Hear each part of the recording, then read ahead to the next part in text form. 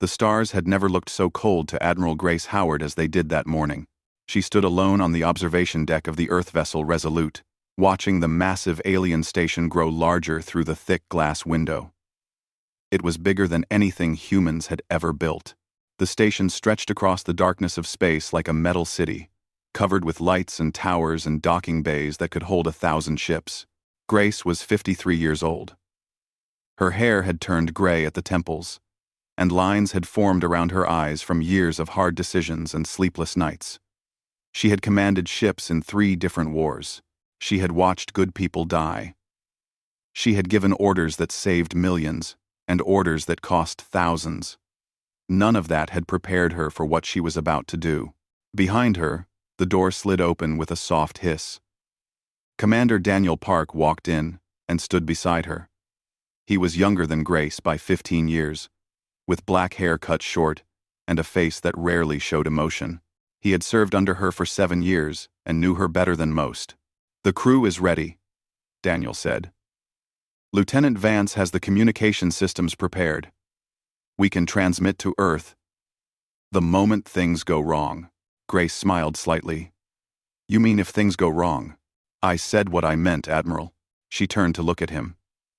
Daniel had always been honest with her. It was one of the reasons she had chosen him for this mission.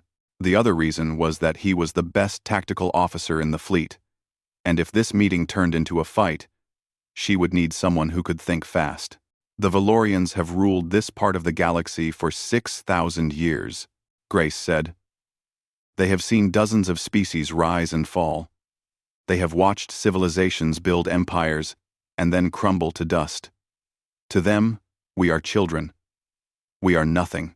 And yet they summoned us," Daniel replied. "They could have simply attacked our colonies.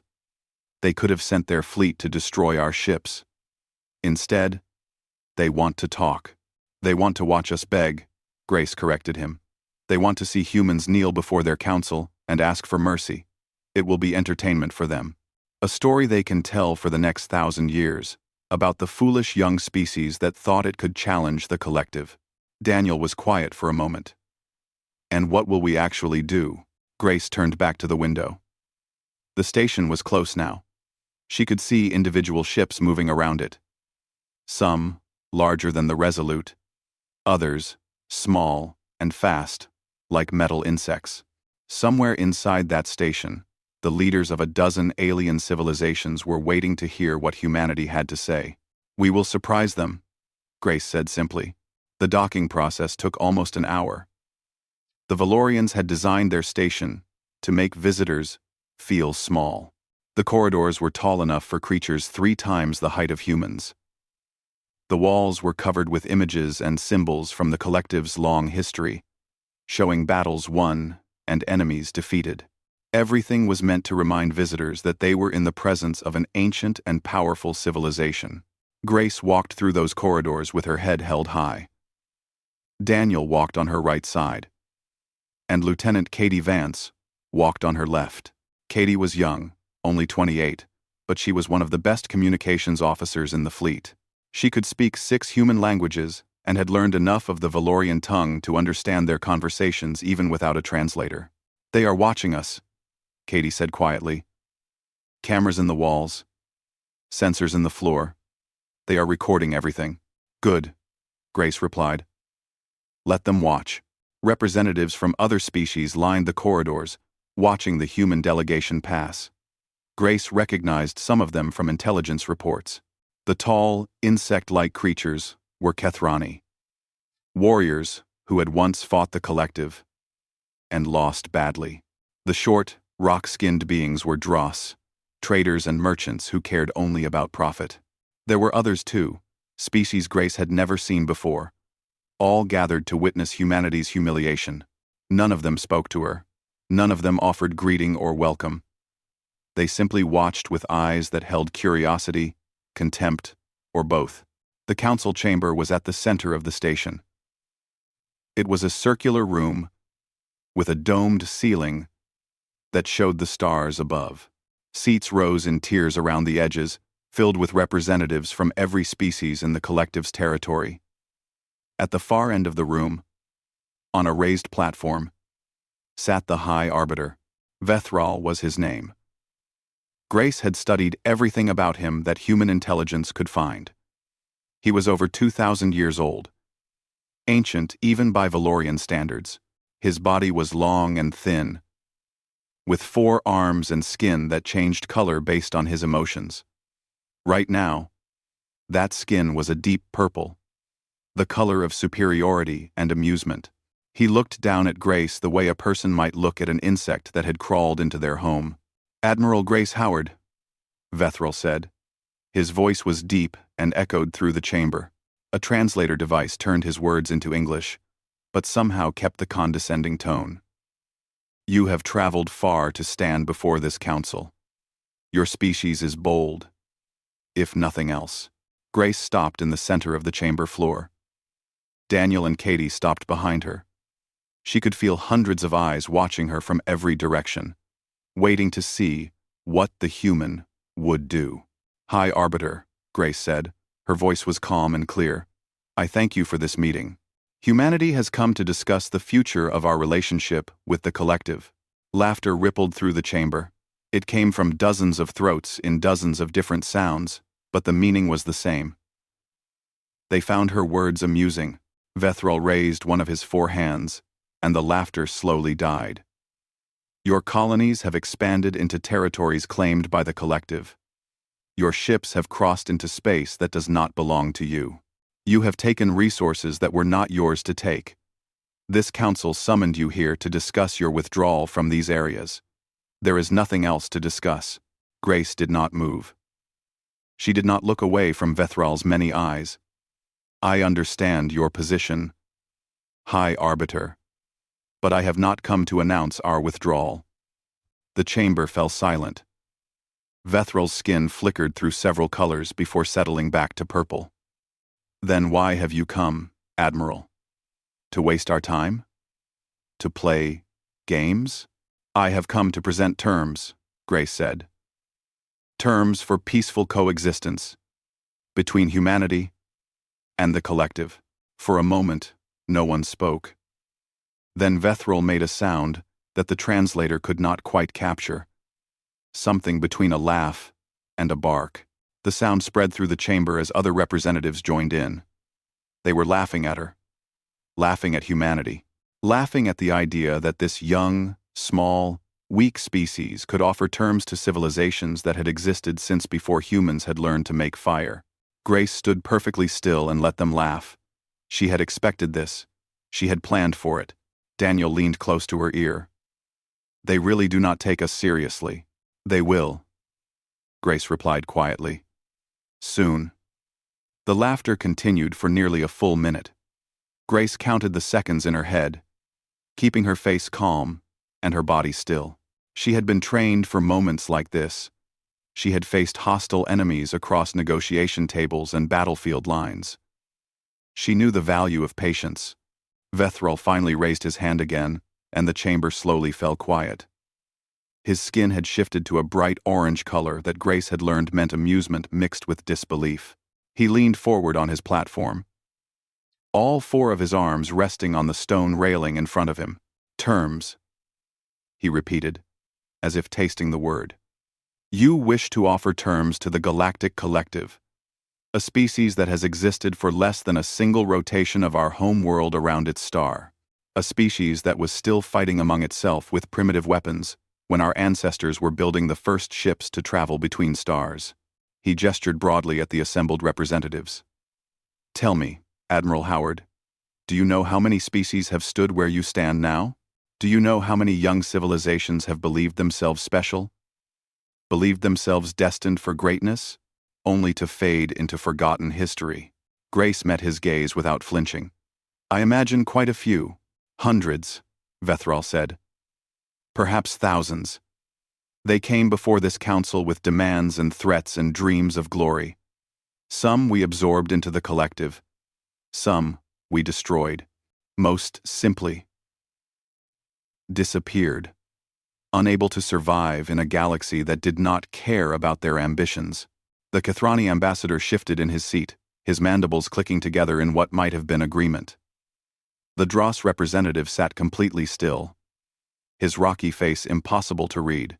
And yet, Grace said, here we are, still standing, still expanding, still building.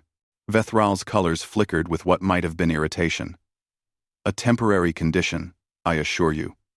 Your species has been spacefaring for what, 200 of your years? We have existed for millennia. We have seen your kind before. Aggressive, ambitious, convinced of your own importance. It is almost cute. More laughter from the chamber. Grace waited for it to die down before speaking again. High Arbiter, I did not come here to argue about the relative age of our civilizations. I came here to present a proposal that I believe will benefit both humanity and the collective. May I proceed? Vethral waved one of his hands dismissively. By all means, Admiral, entertain us. Grace activated her datapad and began to read. Her voice was clear and steady, reaching every corner of the chamber. Term 1. The human colonies established in the neutral zones will remain under Earth's jurisdiction. We will not withdraw. We will not abandon the people who have built lives there. Murmurs spread through the chamber. Grace continued, without pause. Term 2. Human merchant vessels will be granted free passage through collective-controlled space. Trade will be open between our peoples, with fair tariffs and mutual respect for commercial law. The murmurs grew louder. Vethral's skin was shifting through colors rapidly now, unable to settle on a single shade. Term 3. Humanity will be granted a seat on this council, with full voting rights on matters that affect the galactic community. We will participate as equals, not as subordinates. Someone in the upper tiers made a sound of outrage. Grace did not look up to see who it was. Term 4. The 347 human prisoners currently being held in collective detention facilities will be released immediately. They were taken during border incidents that should never have happened. They will be returned to their families without conditions. She lowered the datapad and looked directly at Vethral. These are my terms, High Arbiter. These are the conditions under which humanity will agree to peaceful coexistence with the collective. The chamber erupted. Representatives shouted over each other in a dozen different languages. The translators struggled to keep up with the chaos of voices. Grace saw anger on many faces, disbelief on others.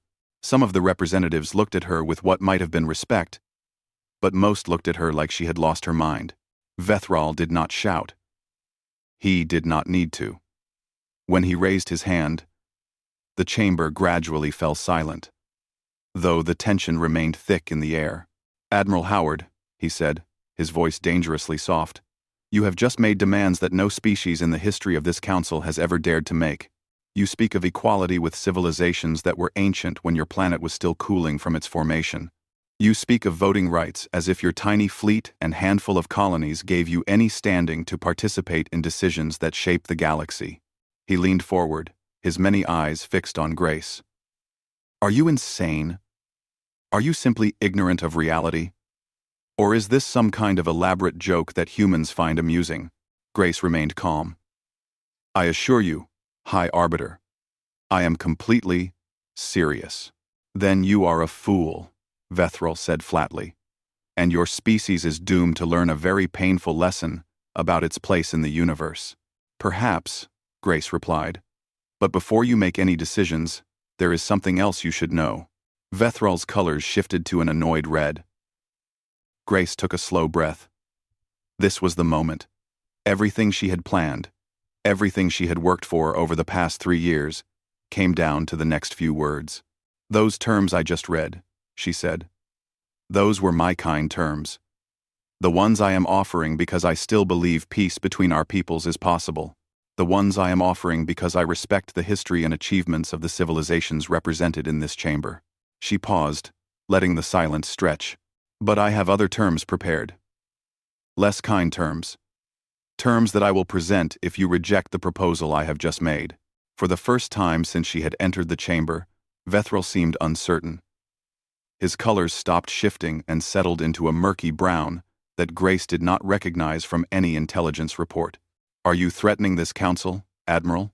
Grace shook her head slowly. No, High Arbiter. I am informing this council. There is a difference. The chamber was completely silent now. Every representative watched Grace with new intensity. Something had changed in the air. The amusement was gone, replaced by something else.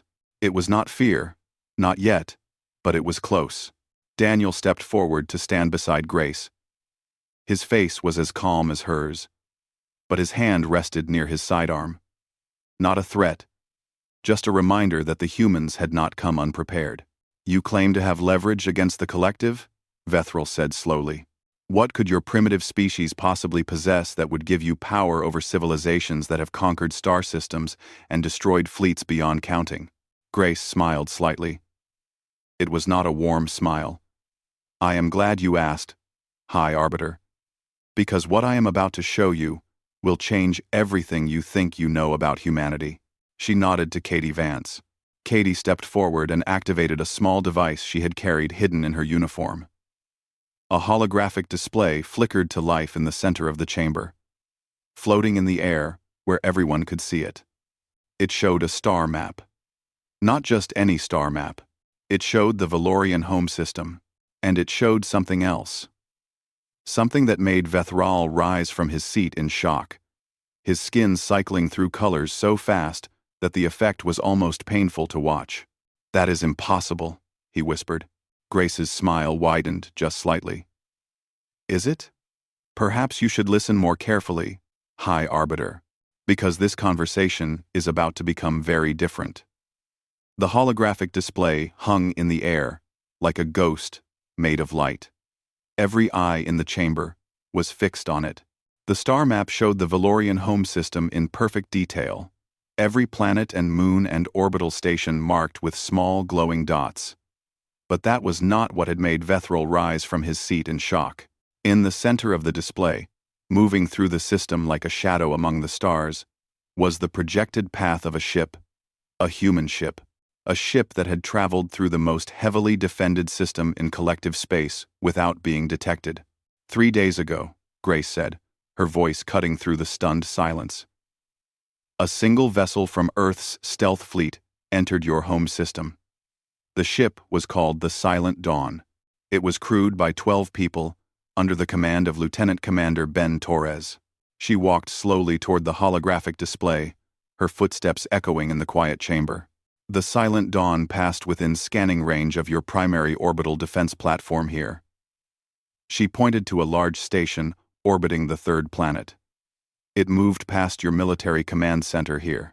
It circled your capital world twice, mapping every installation, every patrol route, every communication frequency. Vethral's colors had settled into a pale gray that Grace recognized as fear. Your detection systems, he said, his voice barely above a whisper. Your sensors are the most advanced in the galaxy. No ship has ever approached our home world without being seen. Not in 6,000 years. That was true, Grace agreed. Until 3 days ago. She nodded to Katie, who changed the display. The star map disappeared, replaced by detailed images of Valorian installations, defense platforms, weapons arrays, shield generators, every critical piece of military infrastructure in the system captured in perfect clarity. The Silent Dawn remained in your system for 47 hours, Grace continued. It gathered data on everything we could find. Your fleet positions, your communication codes, the deployment schedules of your patrol vessels. When the ship finally departed, your sensors never registered its presence. Not once.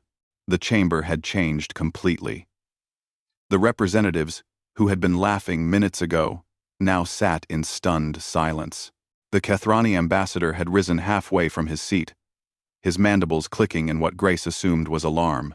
Even the stone-faced Dross representative had shifted position, his small eyes moving between the display and Grace.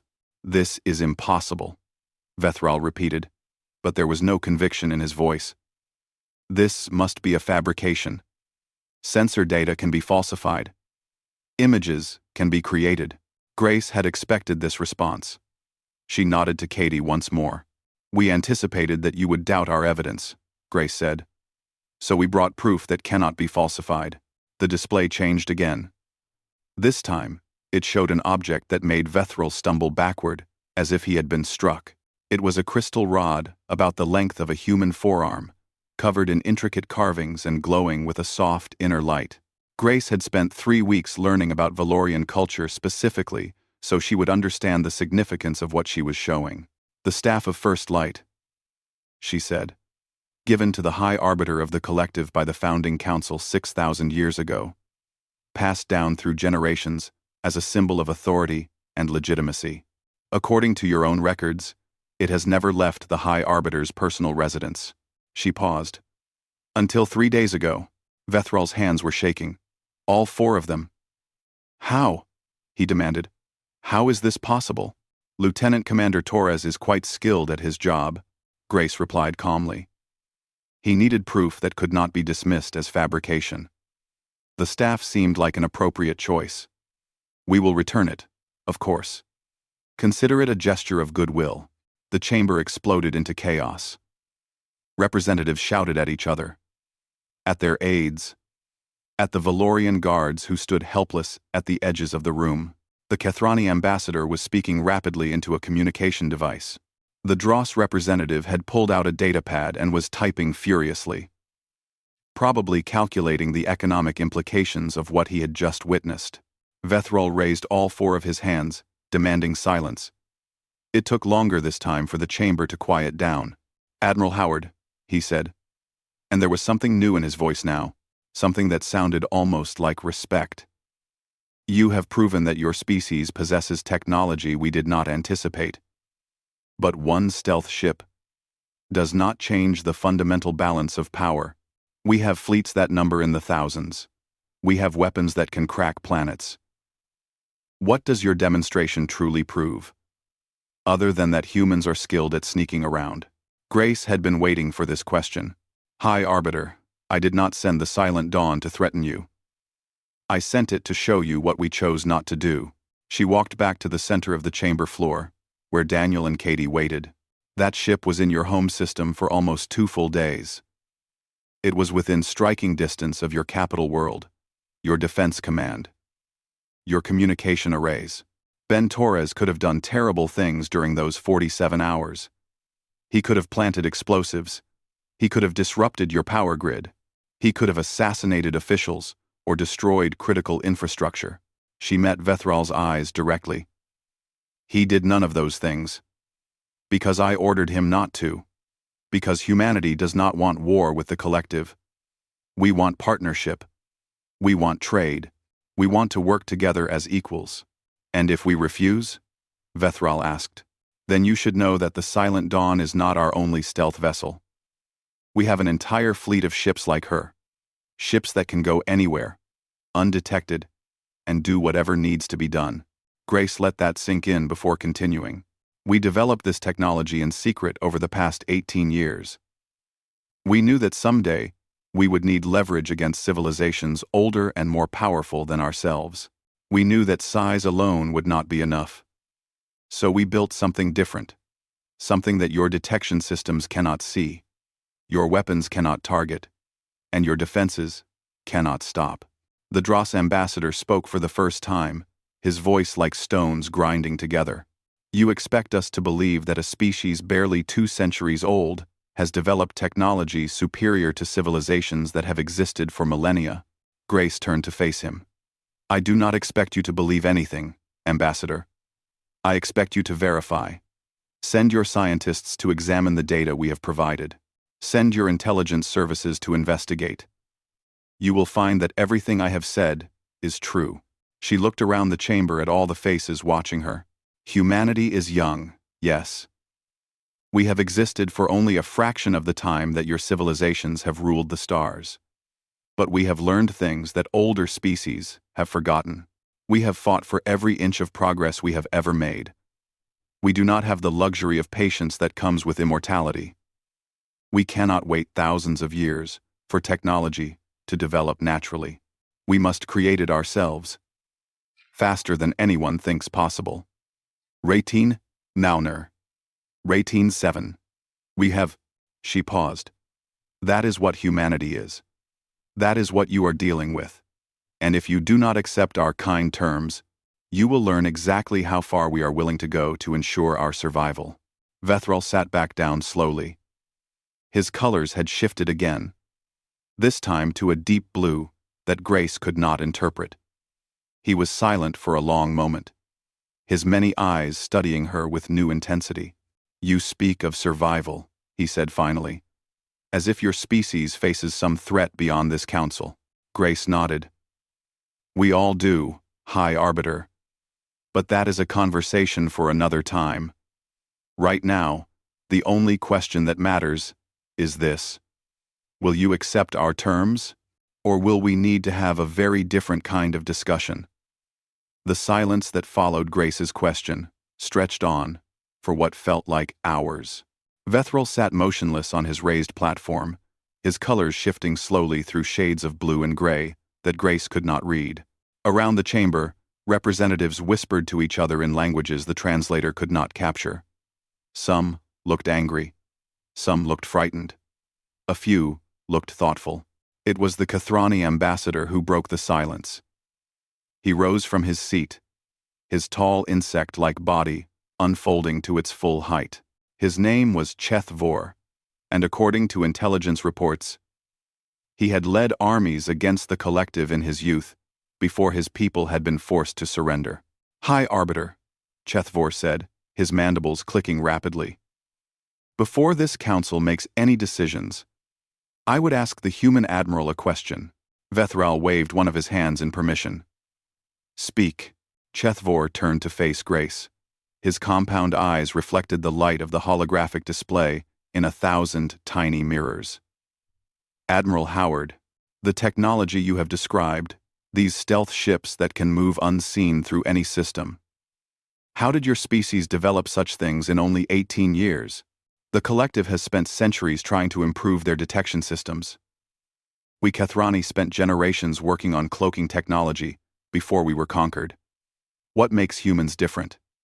Grace considered the question carefully before answering. This was important.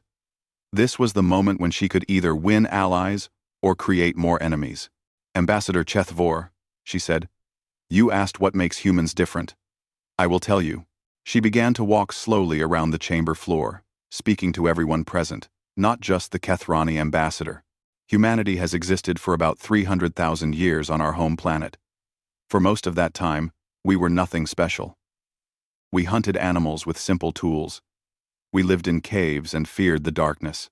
We died young from diseases we did not understand and predators we could not escape. She paused near the dross section of the chamber. But somewhere along the way, something changed. We learned to ask questions. Why does the sun rise? What makes fire burn? How can we cross the water to the land beyond? And when we asked those questions, we did not accept that the answers were unknowable. We searched until we found them. She continued walking. We built cities. We created machines. We learned to fly, first through our own atmosphere and then beyond it. Every generation pushed harder than the last. Every discovery led to 10 more questions. We could not stop ourselves from wanting to know more, to do more, to become more.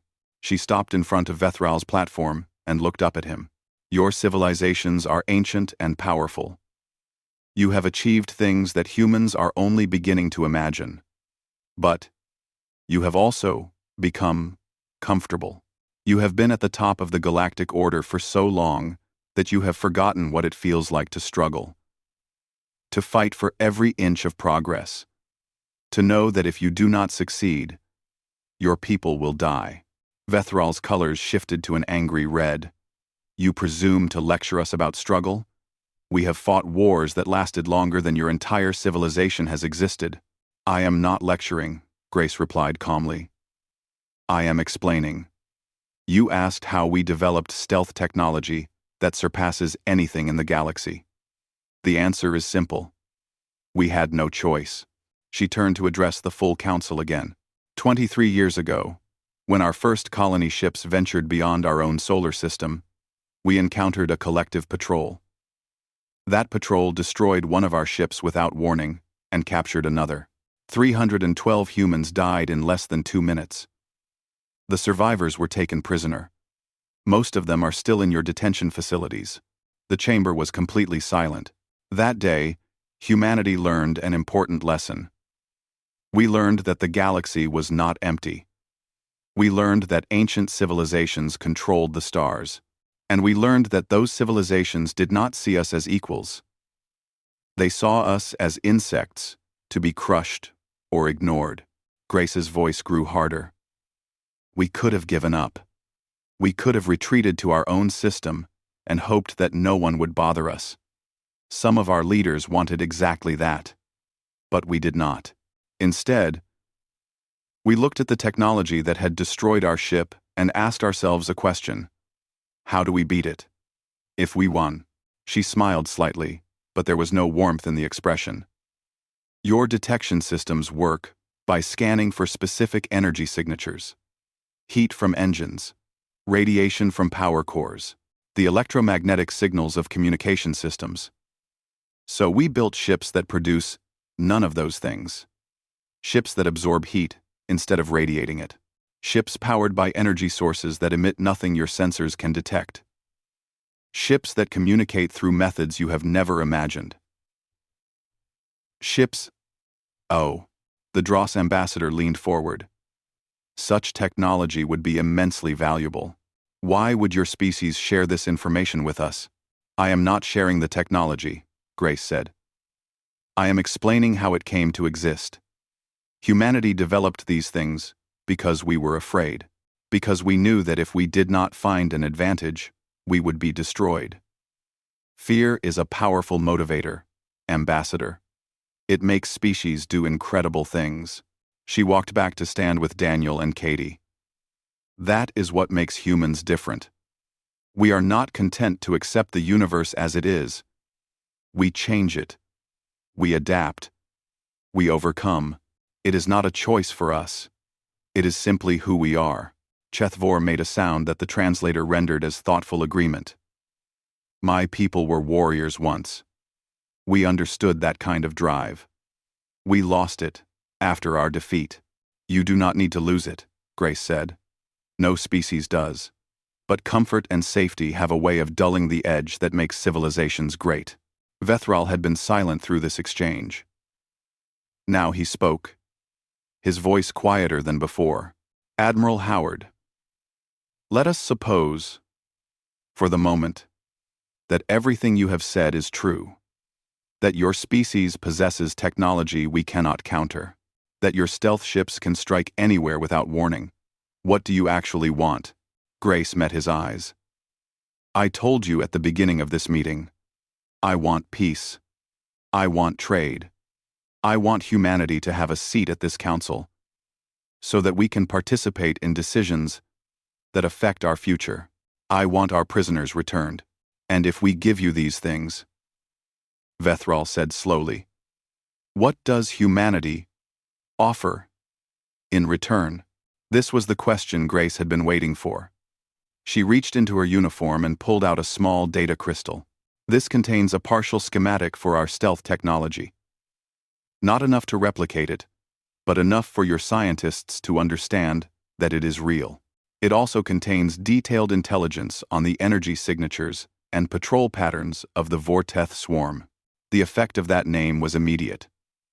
Representatives who had been calm suddenly sat up in alarm. The Vorteth swarm was something that even the collective feared, a species of pure predators from the galactic rim, slowly expanding toward inhabited space. You have encountered the swarm? Vethral asked, his colors cycling rapidly. Our stealth ships have observed them for the past 6 years, Grace said.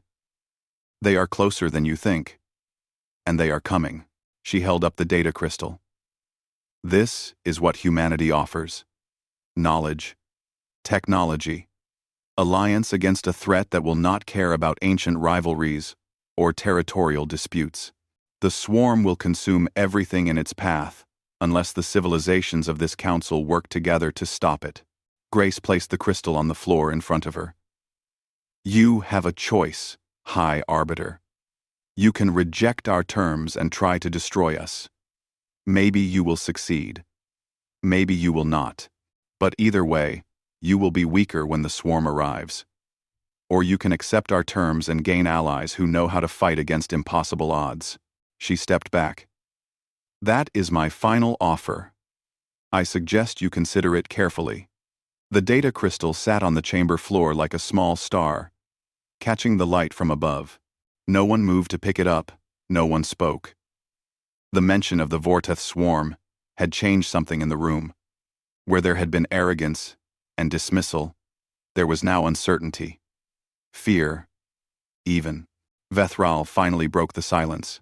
His voice was different now, stripped of the condescension that had colored his earlier words. You claim to have observed the swarm. What have you seen? Grace nodded to Daniel, who stepped forward. Permission to present our findings? High Arbiter? Vethral waved his hand in agreement. Speak. Daniel activated his own datapad. And the holographic display changed once more. This time it showed images that made several representatives gasp or make sounds of distress. The Vorteth swarm has consumed 3 systems in the Outer Rim over the past decade, Daniel said. His voice was flat and professional, but Grace could hear the tension underneath. He had seen these images before. They still disturbed him. The display showed a planet covered in green vegetation and blue water.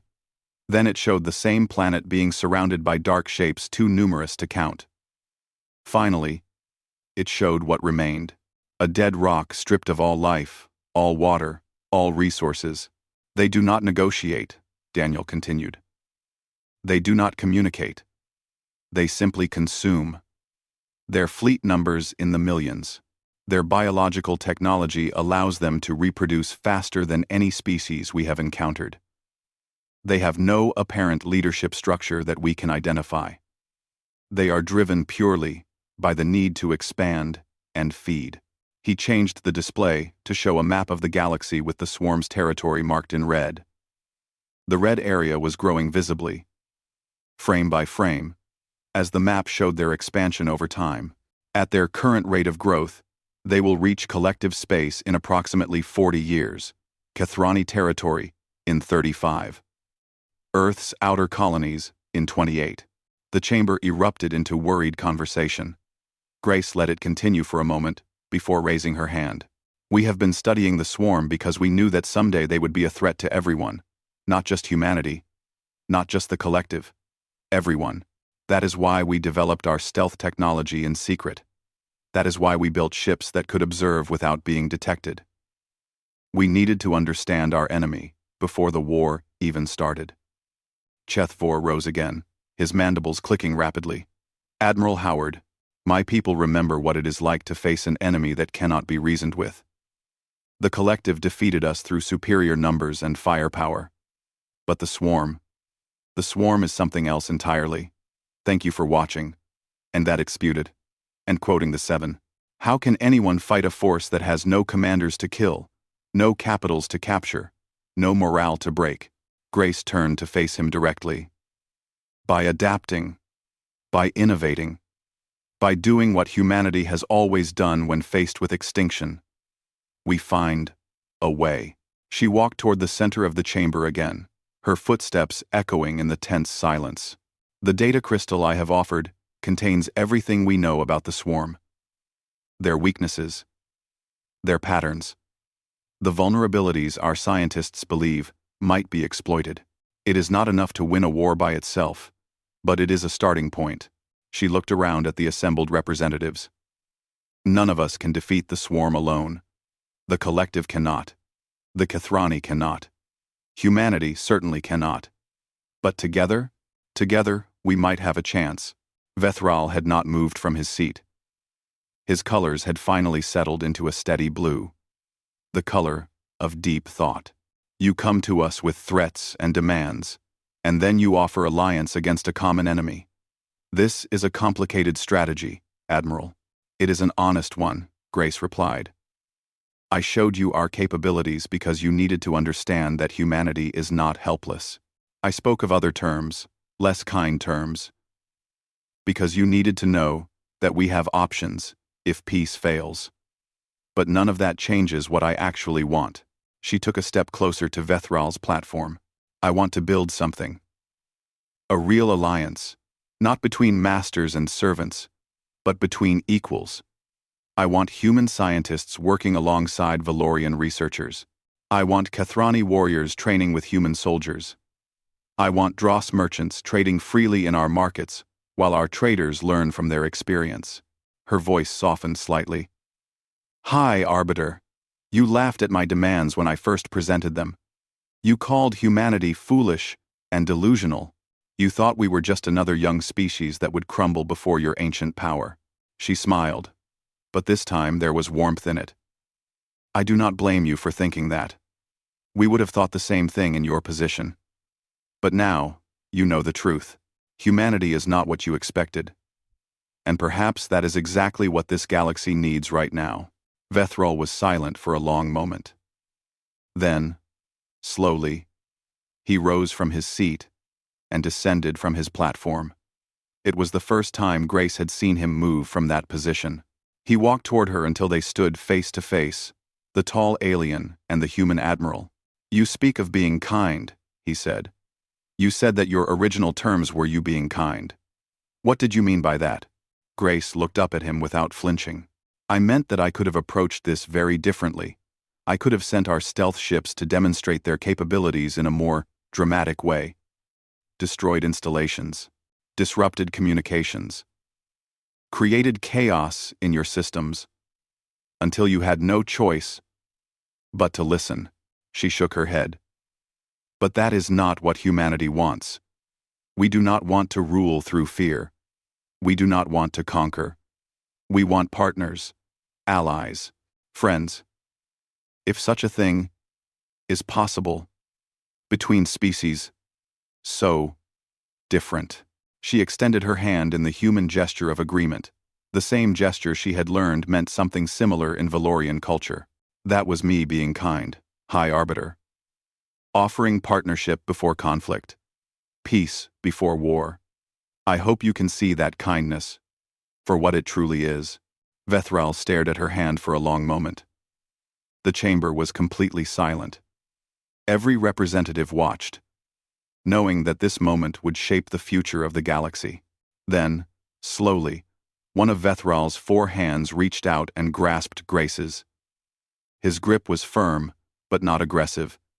His colors shifted to a warm green that Grace had never seen before. The council will need to deliberate, he said. There are procedures, traditions. Many of my colleagues will resist any change to the established order. He paused. But I believe that you are right, Admiral Howard. The old ways will not save us from what is coming. Perhaps it is time for new alliances, new partnerships. Grace squeezed his hand briefly before releasing it. Take whatever time you need, High Arbiter. Humanity is not going anywhere. As she turned to leave with Daniel and Katie, Chethvor called out from his seat. Admiral Howard. One more question. Grace stopped and looked back at him. If the Council accepts your terms, if we form this alliance you speak of, what happens then? Grace smiled. It was a genuine smile this time, full of hope and determination. Then, we get to work. We share knowledge. We train together. We build fleets and develop strategies and prepare for the storm that is coming. She looked around the chamber one last time, meeting the eyes of representatives from a dozen different species. And when the Vorteth swarm finally arrives at our doorstep, they will not find easy prey. They will find a galaxy united. They will find species that have learned to set aside their differences and fight together. They will find humanity standing shoulder to shoulder with the Collective and the Kathrani and all the other civilizations of this council. Her voice grew stronger. They will find us ready, and they will learn what every enemy of humanity has learned throughout our history. She turned and walked toward the exit, her words echoing through the chamber. We do not give up. We do not surrender. And we never, ever stop fighting for our survival. The doors of the council chamber closed behind her. But Grace knew that something had begun in that room. Something that would change the galaxy forever. Behind her, she heard Vethral's voice calling the council to order, beginning the deliberations that would determine humanity's future among the stars. Grace smiled as she walked back toward her ship. It was going to be a long road ahead. But for the first time, since she had received this assignment, she felt real hope. Humanity had come to the stars looking for a place to belong. Today, they had taken the first step toward earning it.